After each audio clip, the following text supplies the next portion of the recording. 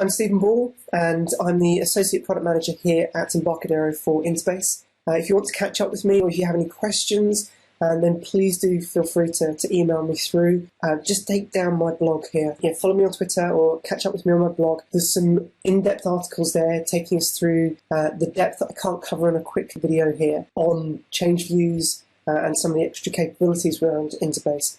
InterBase XE7, we introduced some great new features. Change views is one which we're going to have a look at, but also the ability to run a huge amount of transactions over a really long time. We have some customers today who are the most busiest transaction-based customers we have, and they'll back up and restore their database as a maintenance point probably about once every month. With the new transaction IDs being 64-bit, they would be able to run for about 150 years before they need to do the same job, which is a phenomenally long point of time. We also have done some updates to the performance monitor that's built into IB Console for monitoring the system, and this all now works with 64-bit transaction IDs and means you can run for a lot longer and actually pick up more data to analyse your performance. New in XE7 as well is 64-bit Linux release. We've also updated to the much newer OpenSSL, where we've never had any kind of versions that have been affected by anything, but it's always good to keep up to date. Speed improvement-wise, under the hood, again, we've had SMP support for over 14 years, and that's all the Firebird developers who try InterBase tell us how fast InterBase is in comparison, and a big part of that is down to the SMP support, but also down to the other stuff that we mentioned with the large object handling and so on. But also we're constantly improving that. We've had some great feedback from the beta teams around some updates to some index managers we've made, which means you can basically maintain less indexes and still provide the same capabilities through the database, which is amazing. We've got this new feature called Distinguished Data Dumps, which basically allow you to create a read-only backup of the database. Commonly, this is used for failover or for reporting systems, and you can leave it running constantly in the background on a batch job to keep updating the dump. But the great thing is that because once it's done the dump, it knows where it's got to, and next time you run the distinguished part of the dump, it will only pick up the pages that have changed and then just move those across. We also have exposed additional servicing APIs and a great developer feature that allows you to back up and restore to an older version of InterBase. This is great if you're maintaining customers who've got older editions or you want to test against InterBase XE3 or XE or 2007, 2009. From a backup and restore. So let's get into the main bit for today, how changes have been tracked historically and how we can do it now with InterBase. Tracking of changes has provided a number of challenges, especially as we try to scale up for mobile. Now, one approach typically used has been triggers. So you have a trigger on the table, and then every time there's a change made, you then log to a database table that change has happened. Now, you may be logging just at a field, at a record level. If you want to log at a field level, then say you've got 10 fields in the table. I know customers that have got over 100, but say you've got 10 fields in the table. One changed record may create 11 records in the database, 11 field logs and one for the actual change on the record itself. Now, this can really verbose out your databases very, very quickly. If you come back and make this another change to the same record straight away, you'll then end up with more records in the log table that you've got to pass and process through. And this is kind of really can verbose out your database. It's really hard to find out what's happened through a query. You've actually got to go and pass the log and process that through. It's really kind of suited for small-scale synchronization jobs only. But triggers have their place. They're still great for doing auditing and that kind of side of things. One of the other approaches people take has been date fields.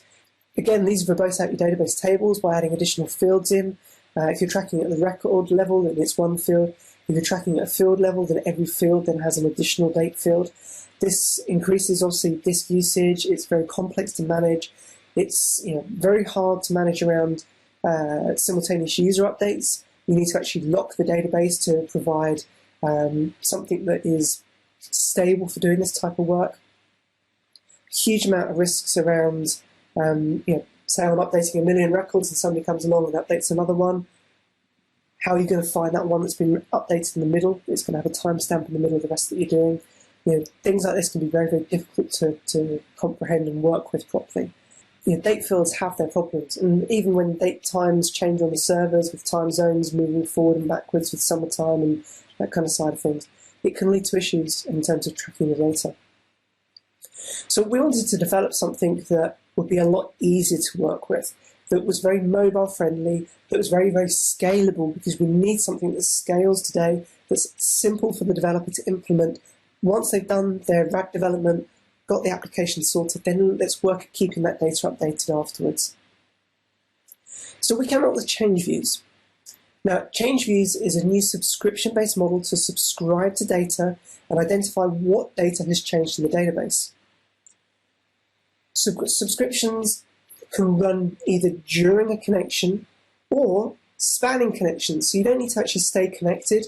You can have your subscription, make it active, go do some work, disconnect from the server, go out, be remote, be in the middle of the desert for a few days if you need to, or in the middle of the city where there's no reception, come back in, connect up, and you can then pick up your subscription and find out specifically what's changed.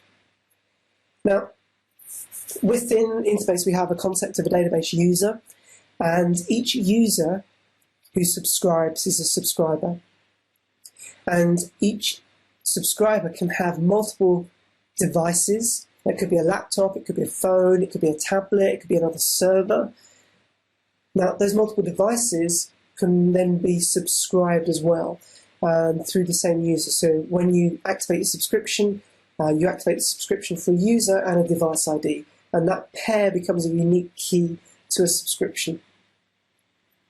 So traditionally, briefcasing data, we're just going to move through time here quickly. First thing, we just grab the data. And then something happens, there's some more changes made to the server, we then need to grab the data again. And something else happens, and we have to go grab the data again. Something else happens, and if we're keeping up to date every time, we're able to see that we've done, in this really simple example, 23 data packets that have been fetched. What change views allows you to get to is just what's changed, right at field level granularity. And it allows you to query that with SQL as well, to say, select from table where photo is not same, and you can find out specifically if this is a photo, you actually get no records because they're all the same still. This is really, really powerful. So say they're tied to specific data that allows you at a column level to see what's changed.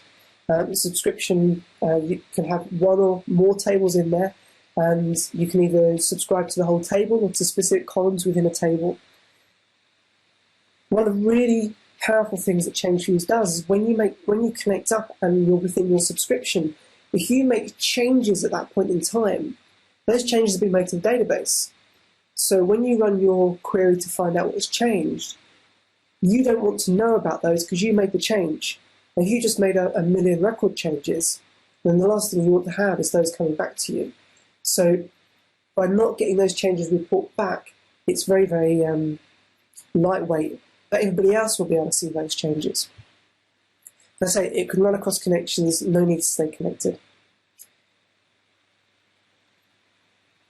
So what change views provide and how they're different is near zero footprint on the database, field level granularity, exceptionally high scalability, tightly bound into the user control, exceptionally powerful integration into the FIDAC and the IBX components. We're going to have a look at the FIDAC stuff in a moment. They're also very easy to implement. You just create the script, run it, subscribe in the code. They're SQL queryable as well, so you can say select star from table where first name is not same. You can do a query to find out your select count from table to find out how many records have changed. They're multi-user thread safe as well, because we're basing this off the ACID compliance that InterBase has. We know who's connected, we know who's making the changes, and even if somebody else connects at the same time and makes changes at the same time, they're outside your transaction. So when you go and query what's changed, we're able to find everything that's changed outside of your transaction since your transaction started, which means the stuff that other people have made as well. So exceptionally powerful from that kind of point of view. So what this means as a developer, you can say goodbye to timestamp tracking fields, you can say goodbye to locking tables for writing when you've got multiple people trying to update things through. You don't need to go in and write additional triggers to put on the database tables for inserts, updates and deletes. No table structural changes that are required, and you don't need a log table that just verboses out your database. Okay, so I'm just going to open here sample project, database FireDAC samples, database specific ones, InterBase, and here we've got a change view. I'm going to go to the pharmacy example here. So within here, this is a proof of concept that we put together to help a customer who had about 30,000 sites they need to keep up to date with specific central data. They had no way to generate a delta for each site for what had changed centrally. So we did a little application that read a central Microsoft SQL Server database and updated InterBase database with that data. And then all the pharmacies subscribed to the InterBase database to then be able to read specifically what had changed just for them. And that's a really nice example of how to use change views. So I'm going to launch up here both on the debug and the release example. This one, Pharmacy 1, and this one here is Pharmacy 2. It just allows me to get those going quickly. And then the other one here is the central database admin tool for modifying the central data, just for a quick demo purpose. Here I'm going to just quickly fetch any deltas that are out there. And I can see there's actually a change here. This isn't been pulled down yet, so let's just update that.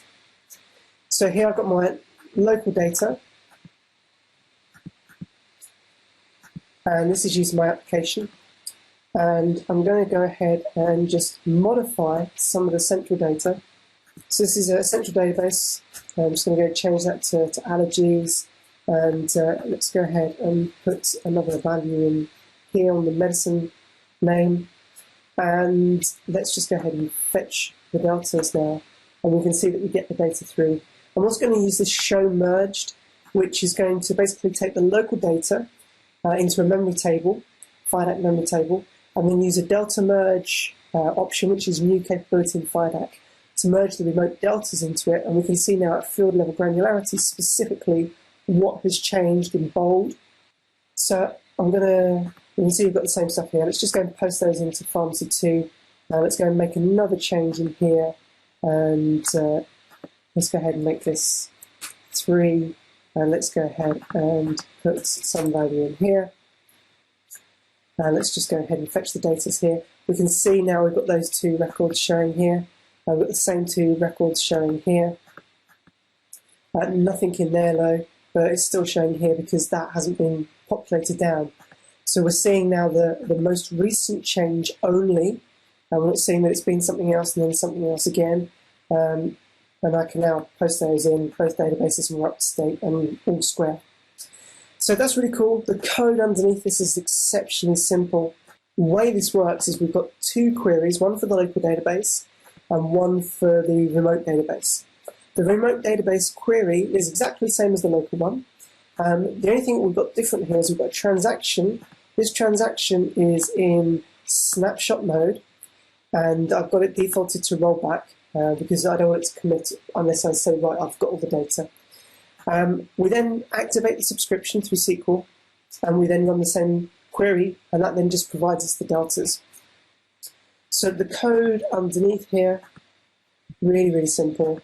So we set the local queries to be cached updates because we're going to be applying the delta changes in there. We open the local queries. We then activate our transaction for the remote server. We then set the subscription and the subscription name at the device ID active. That then puts us into only reading delta mode. We then run the same queries, and then we're able to use this merge data set and the delta merge to actually apply just the change elements across into our merged data set. And then to post those in, we literally just take the local database, apply that delta merge in again, and apply updates, and that's it, job done. Now the great thing about this is we're able to use inbuilt capabilities that we've had for years. For example, with the T-column, we have this dataset update status, and that tells us if it's unmodified, modified, inserted, or deleted. We're able to use that at runtime by applying that delta merge into the local dataset to find out what's changed. So it's the same as you just typing some changes in locally. If you've already got code that does this work, then this will just work straight into that, which is amazing and very, very cool. So that's change views in a nutshell. The subscription here, just create a subscription name on specific tables and columns. You put in kind of like column A, column B, column C here, for example. And then for insert updates and deletes, you can have them all on the same, or you can track deletes separately. If you do that, then you just need to do 2 subscriptions active if you need to, or whatever. It's really up to you. And then just allow people to subscribe to it. That is it. That is as simple as it is to create a subscription that you can then subscribe to and use.